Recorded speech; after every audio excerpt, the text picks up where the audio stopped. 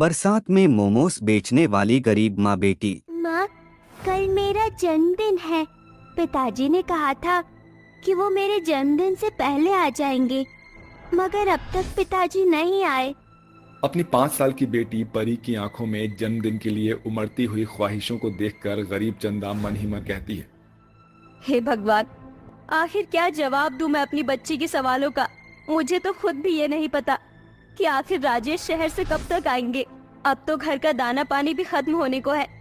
बस 10 रुपए ही बच गए हैं। मुझे राजेश जी को फोन करना होगा। ये बोलकर चंदा गांव के एसटीडी से अपने पति को फोन करती है। हेलो, कौन बोल रहा है? अजी, मैं चंदा बोल रही हूँ। पूरे 2 साल हो गए आपको शहर गए। आखिर आप कब तक लौट कर आएंगे?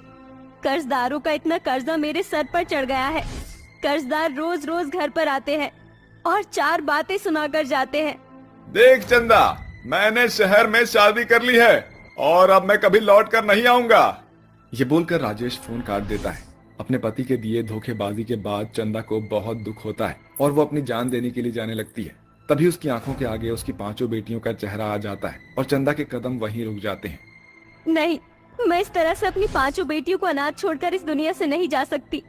मुझे उनके लिए जीना ही होगा। ये बोलकर चंदा अपनी आंखों से बहते आंसुओं को पोंछकर घर चली आती है, जहाँ उसकी 5 बेटियां घर के बाहर खड़ी रो रही होती हैं। माँ देखो ना, मुंशीलाल ने हमें घर से निकाल दिया। अब हम कहाँ जाएंगे? हम यही रहेंगे अंजू। मैं किसी को भी मुझसे या मेरी बेटियों से ये घर नहीं छीनने दूंगी। मुंशीलाल जी, मुझ पर और मेरी बच्चियों पर तरस खाओ। हमें यहाँ से मत निकालो। ये मेरा घर है। अरे ये घर तेरा है, मगर मेरे पैसे हराम के नहीं थे। तूने जो मुझसे कर्जा लिया था ना, उसके बदले में मैंने इस घर को अपने कब्जे में ले लिया है। अब तेरे इस घर की एक एक ईंट को बेचकर मैं अपना कर्जा पूरा करूंगा। एक चवन्नी भी नहीं छोड़ूंगा मैं। एक ही पल में गरीब चंदा और उसकी बेटियों पर दुखों का पहाड़ टूट पड़ता है। चंदा अपनी 5 बेटियों के साथ भूखी प्यासी सड़कों पर दर दर भटकती है। तभी बहुत जोरों की बारिश शुरू हो जाती है और उसकी बेटियां लगातार बरसात में भीगने के कारण से ठंड से ठिठुरने लगती है। और परी पूछती है, माँ, मुझे बहुत ठंड लग रही है। हमारे पास तो घर भी नहीं है। अब हम कहाँ जाएंगे माँ? क्या हम भी रोड पर रहेंगे और भीख मांग कर खाएंगे? मासूम परी के सवाल पर गरीब चंदा उसे डबडबाई आंखों से देखते हुए कहती है, नहीं मेरी बच्ची, तुम्हारी माँ के होते हुए ऐसा कभी नहीं होगा। तभी अचानक तनु को एक टूटी फूटी झोपड़ी दिखाई देती है। माँ देखो, वहाँ पर एक झोपड़ी बनी हुई है। चलो वहीं चलते हैं।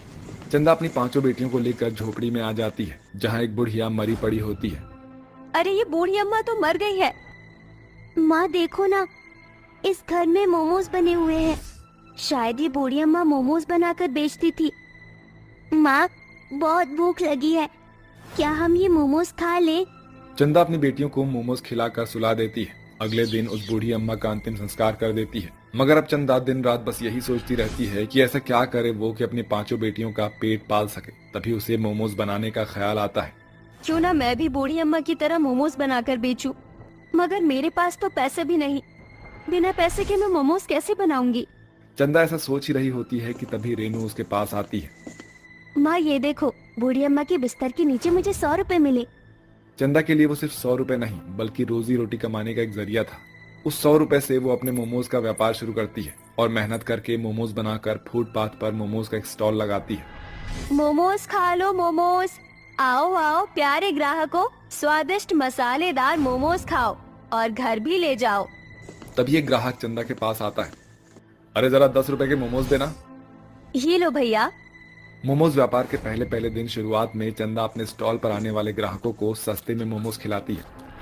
अरे वाह, ये मोमोज तो बहुत ही स्वादिष्ट है और तीखे भी हैं। मजा आ गया, 10 के और देना। चंदा के हाथों के स्वाद के कारण आधे दिन में सारे मोमोज बिक जाते हैं और चंदा को अच्छा मुनाफा होता है, जिससे वो अगले दिन 2 गुने मोमोज बनाती है। लाओ माँ, हम भी आपके साथ मोमोज बनवाते हैं।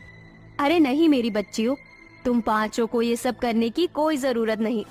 माँ, आप भी हमारे लिए इतनी मेहनत कर रही हो ना, हमें भी अपनी मदद करने दो। अपनी माँ को भूखे प्यासे ऐसे मेहनत करता देखकर उसकी 5 बेटियां भी उसका हाथ बटाती है। फिर चंदा अपनी 5 बेटियों के साथ मिलकर जल्दी से मोमोज बना उसे बेचने के लिए फिर से फुटपाथ पर आकर स्टॉल लगाकर लोगों के आने का इंतजार करने लगती है। आओ आओ प्यारे प्यारे ग्राहकों, खाओ मजेदार तीखे चटपटे मोमोज। खुद भी खाओ, घर भी ले जाओ। अचानक बहुत जोरों की तूफानी बारिश आती है, जिससे गरीब चंदा चिंता में पड़ जाती है। हे भगवान, इस बारिश को भी अभी होना था। ऐसे तो मेरे स्टॉल का सामान भीग जाएगा। अब क्या करूं? इस बरसात से अपने स्टॉल को कैसे बचाऊं? तभी अचानक चंदा देखती है कि उसकी 5 बेटियां फटे पुराने पतले कपड़े में भीगते हुए त्रिपाल लिए वहां आती है। देखो माँ, हम तिरपाल लेकर आए हैं। तनु दीदी, चलो इसे फुटपाथ के पेड़ों से बांध देते हैं। हाँ गीतू, चलो। गीतू और तनु जल्दी से त्रिपाल बांध देती है। तभी बारिश होता देखकर सड़क से गुजरने वाले लोग बरसात का लुत्फ उठाते हुए मोमोज खाने वहां चले आते हैं। अरे बहन जी, जरा जल्दी से 2 प्लेट मोमोज देना। जी, अभी देती हूँ। चंदा जल्दी से ग्राहक को गर्मा गर्म मोमोज देती है और तनु एक प्लेट में चटनी डालकर अपनी माँ की मदद करती है। उस दिन बरसात में उन गरीब माँ बेटियों के सारे मोमोज दिख जाते हैं। अब हर दिन चंदा और उसकी बेटियां ढेर सारे मोमोज बनाकर फुटपाथ पर मोमोज का स्टॉल लगाती हैं। धीरे धीरे उनकी मोमोज की बिक्री बढ़ती चली जाती है। देखो माँ, ग्राहकों को हमारे बनाए हुए मोमोज बहुत पसंद आ रहे हैं। हाँ, अब तो मोमोज बेचकर माँ ठीक ठाक पैसे भी कमा लेती हैं।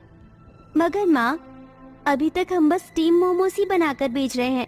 मगर अगर हम हर तरह के मोमोज जैसे फ्राई मोमोज, तंदूरी मोमोज भी बेचे तो हमारे स्टॉल पर मोमोज खाने आने वाले ग्राहक हमारे परमानेंट ग्राहक बन जाएंगे और फिर हमारी कमाई भी और बढ़ जाएगी।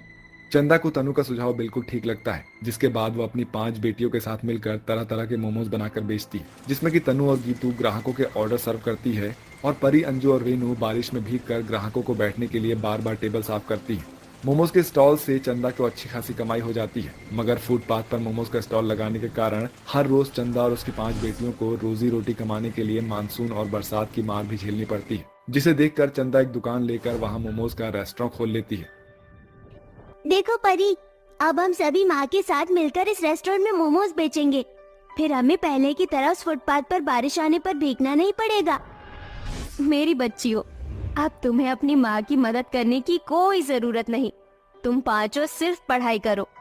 मगर माँ, अगर हम पांचों पढ़ाई करेंगे तो आपकी मदद कौन करेगा? मैंने अपनी मदद के लिए हेल्पर रख लिया है। अब तुम पांचों बस पढ़ाई करोगी।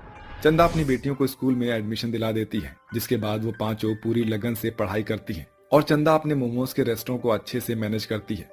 गरीबी के बुरे वक्त में चंदा ने सिर्फ 100 रुपए से अपने मोमोज के व्यापार की शुरुआत की थी, मगर आज उसके मोमोज का रेस्टोरेंट अपने बेहतर स्वाद के लिए लोगों में पहचान बना हुआ है। किसी ने सच ही कहा है, अगर मेहनत और लगन अच्छे से की जाए तो बुरा वक्त खुद ब खुद अच्छे वक्त में बदल जाता है।